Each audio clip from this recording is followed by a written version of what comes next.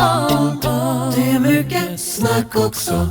Your album Reverie that already has won a lot of recognition, so we don't have to praise it even more. We do that, however.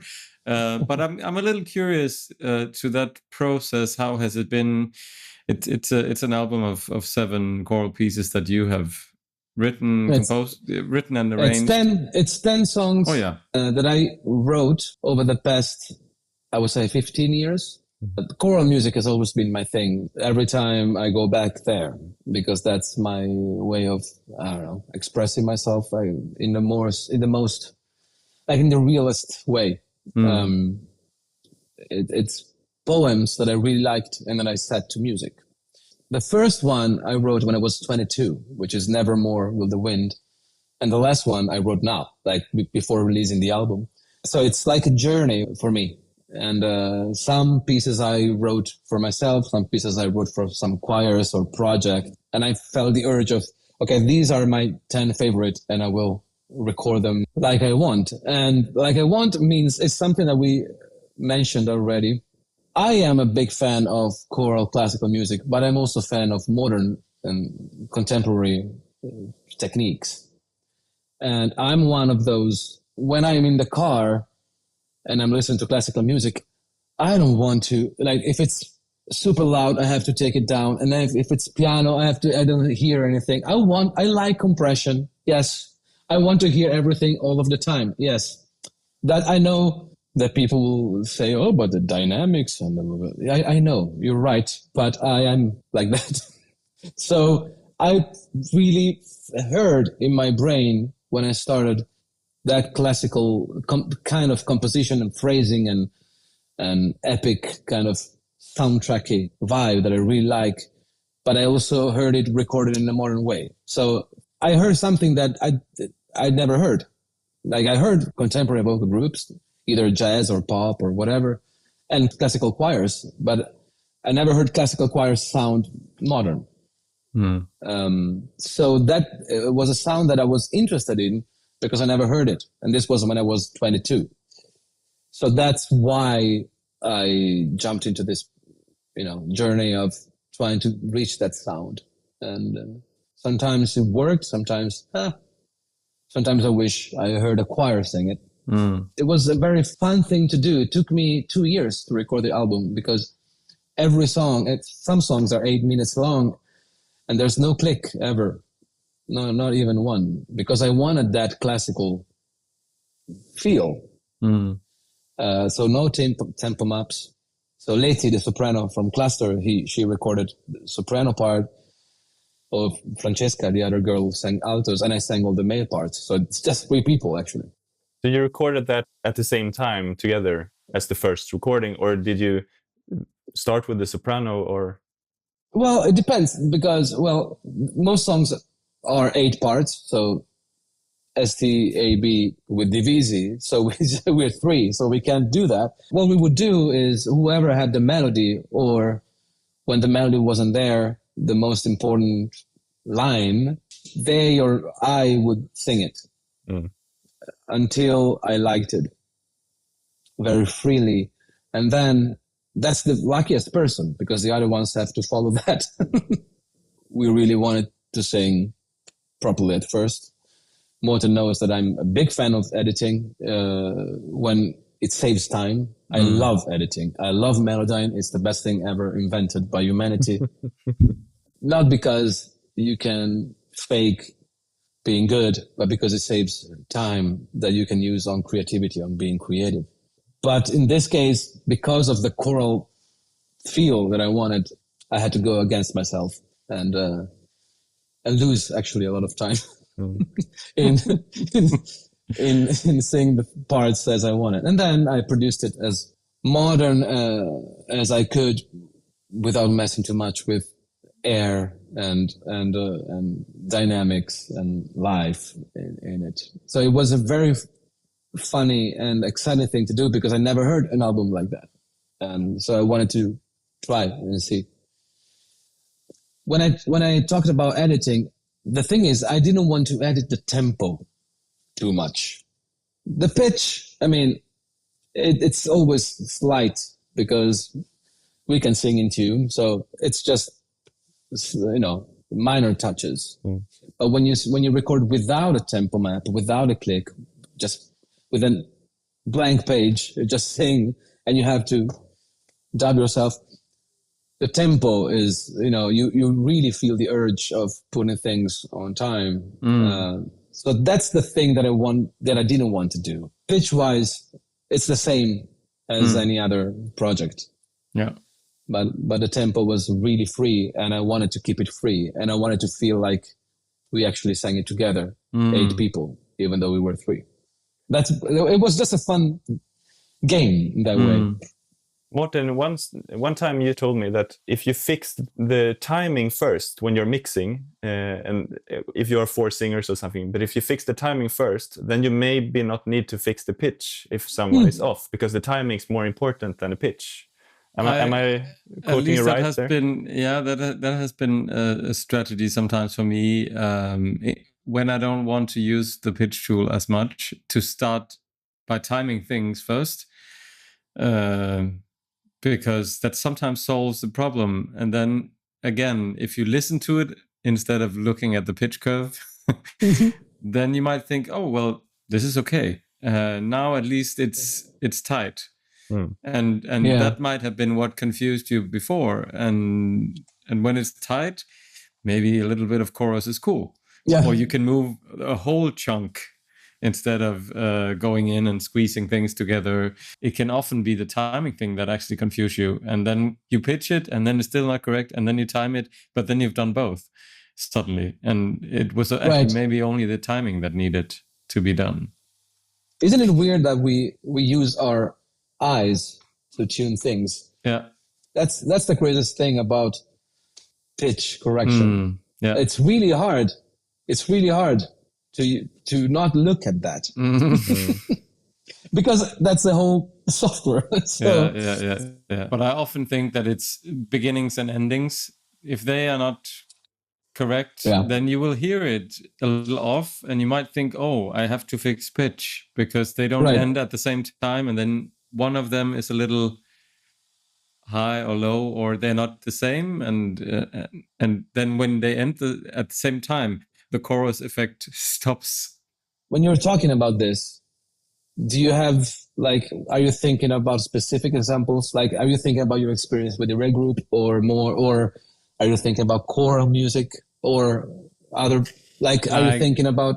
I guess in general, you can easily pitch something that shouldn't have been pitched, and then you'll end up with a sound lacking overtones or lacking the life you felt like you had when you recorded it. And in order for that not to happen, it's just I try to remember myself. Try with the timing first, because then you're not messing around with any overtones or squeezing things together, or because it can easily sound like an 80% Melodyne overall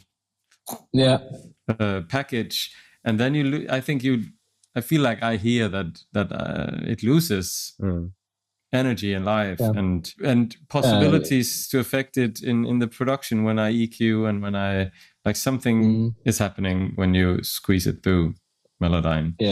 So I just want to do as little as possible, and sometimes it's not possible, and that's okay. And maybe if you record multiple people, there will be leakage to the other microphones. So if I adjust the pitch on one microphone, it will adjust the leakage too. And that can be a real problem. In a live setting, it can be really tough. But I mean, Melodyne also has that thing that you can turn one signal, like one note up and the other things down, which, I mean, there are so many good things about Melodyne. I agree. Have you ever tried revoice or vocal line? No, but only because I'm lazy. It's interesting because it works very well.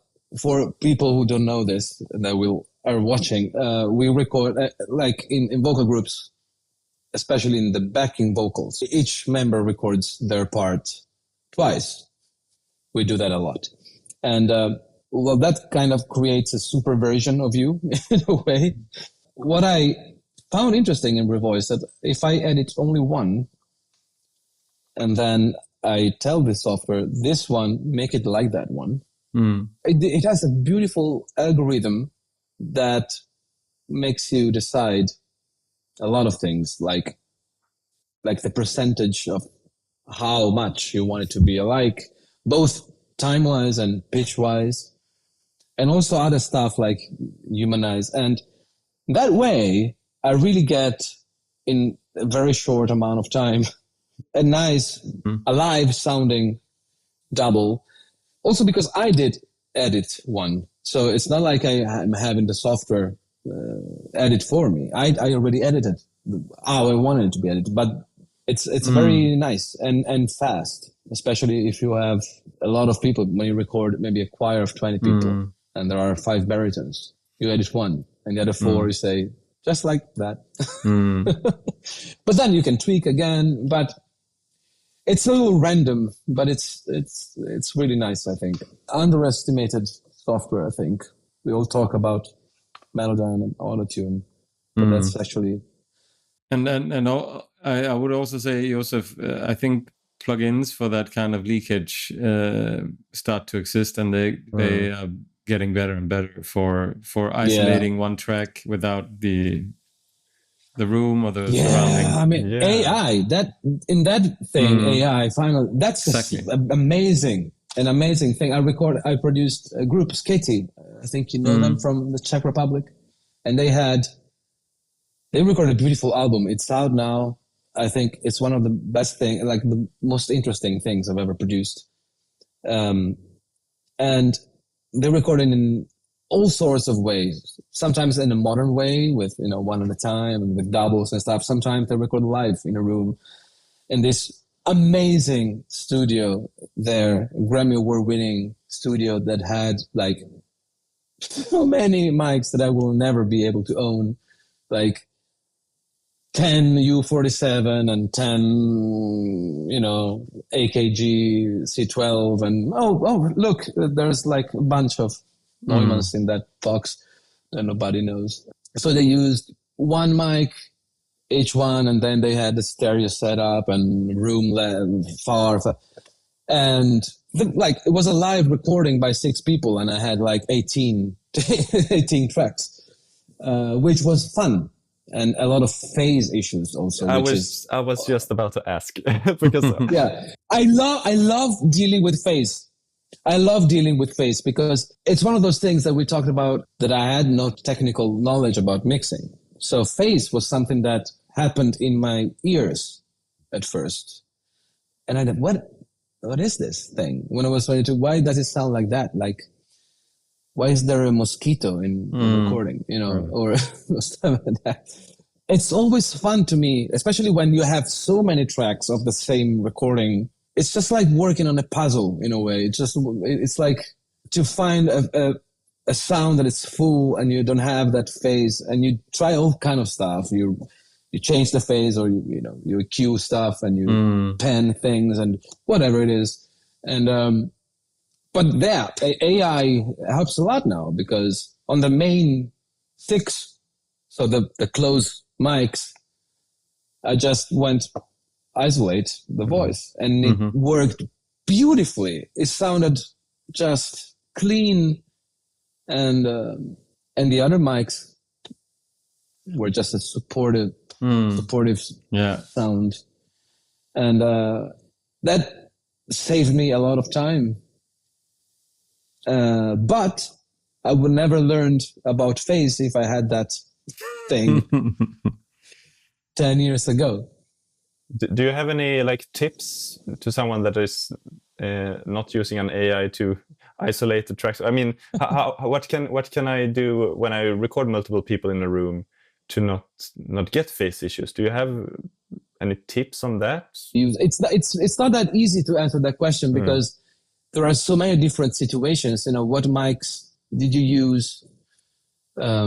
Distance. And distance, and how much does the leak influence the takes? And so every time I do something different. Yeah, I would say that EQing and compressing and moving things slightly is what I do, but mostly EQing. EQ is the most powerful tool we have, I think. It's the most powerful if you think about even the craziest plugins that we use, FX and stuff, it's basically EQ. There are so many things that you can take out of a take with EQ that because of the fact that nobody will ever listen to one single track alone. No, most people want every track, every take to sound good, but it doesn't make any sense because nobody will ever listen to a single take. So I get rid of a lot of stuff with EQ, and that saves you a lot also from phase issues. I mean, sometimes EQing is a phase issue. So, I mean, we're affecting the sound, and I think when you understand that, if you have two monophiles recorded at the same time in the right phase, if you start to move one of those to one side, do that and see what happens. I mean, then you start to understand what's going on, and then you can then take this stereo pair together and start to move them. So how does this affect the other tracks? I mean, in phase is of course really nice, but some weird things can happen with the EQ because you get comb filtering, you get a lot of things going on, and you might find out that, hey, it's much cooler when it's here. Also, if you're recording a choir, clean faces and at least nothing destructive going on with the frequencies, like canceling each other out and stuff like that. You don't want that. But you get a John Cage composition. Exactly. But I mean, understand what it does and understand why you want it to be there, that stereo track, and go into that instead. And if there are weird frequencies, exactly, maybe you have to take them on the close mics, or like or on the room only, or both, or like see if you can understand what is actually annoying you about this instead of just turning things down or muting. It's never the same, right? No. Every time is different, and it's all about listening, understanding. Yeah, I agree with that. Your ears will tell you what to do. Yeah. And this is not just phase; it's everything. I remember every time I help somebody younger than me start producing, even in the a cappella world. I remember Lorenzo Sobrizzi. He's like 10 years younger than me, almost, and he started producing. But a lot of people, and then they would send me stuff to edit, and I started asking, why don't you do it? Because I can't use Melodyne or anything, and I'm afraid I will ruin everything. Yeah, but you're a great musician. You will hear if it sounds good or if it doesn't, so you will do it again. I mean, it's impossible to ruin a sound because you hear it and you know that you don't like it. It's not like a sculpture when, I'm f***ed, the thing is gone. I have, or you can start again, but it's not like you do that and then you go, you can still see if it's nice or not. Yeah, exactly. And so use your ears, and that's really a fight especially for well-trained musicians, because we are used to do things the right way. We have to know, and it's harder to get in that flow of, well, my ears will tell me if it sounds good or not. And then if it doesn't, and if I don't know how to fix it, I will find a way. I will try. But it's impossible to ruin something because your ears work. And maybe a good tip for like practicing your ears and how to know that your ears are telling you the right thing, because you can get ear fatigue after mixing for 8 hours in a row. You will lose a lot of like sensitivity. Yeah. But using references is good, right? And taking breaks and having beers. Yeah, of course. But I mean, the best lesson for me has been to publish my music and realize that, oh, this thing was not that good. And then I learn, and then I will not do the same mistake twice, perhaps. Right. So you're saying publish that thing. Exactly. I agree with that. I agree with that. We don't have to be afraid or ashamed. I mean, if I listen to Cluster's first album, is shit. I mean, the arrangements are very cool. I think, we were really young. I was like 20. Some of us were like 17. You can hear that every arrangement has every idea that we had. Like we like every chord that we can think of. It's like every chord that exists in the world is in every arrangement. And that's cute to me now. And I'm happy that we released that. I see, listen to this, kids. And it sounds terrible. It was recorded with like a handheld mic directly into a shitty Motu interface. We didn't know anything. We just discovered auto-tune. So we tuned very badly. But I really like that album. And weirdly enough, we were on X Factor in 2008 for, I don't know why, but that's where we ended. And that album, because we were on TV, it got first on iTunes. And second place were Coldplay. And third place was Madonna. for 2 weeks.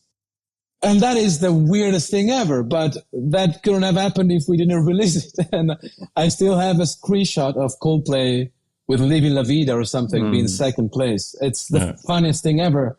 We recorded it in a room and it sounds really bad. And but people just bought it because they liked us on TV and they thought they would get that, but they didn't. Yeah, and sometimes the idea is more important. The concept of music is more important than the mix and the production skills. Especially for normal people that are not crazy as us. Yes. You also find if you set a deadline, there's nothing more inspiring than a deadline.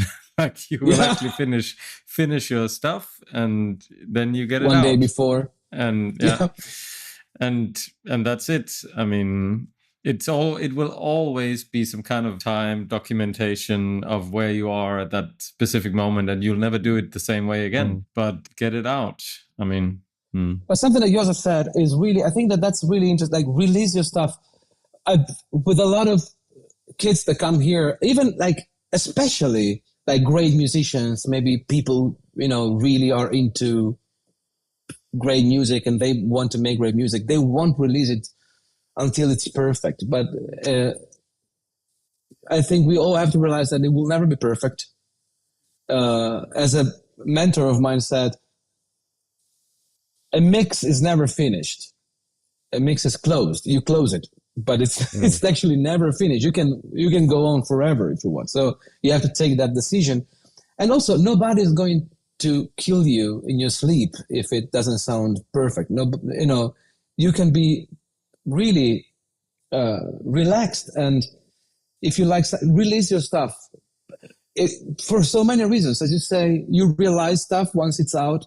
Once you listen to, I don't know, on Apple Music or whatever, and you hear it, and after your song starts a song that sounds so much better, and it makes you just go, okay, next time I will do that.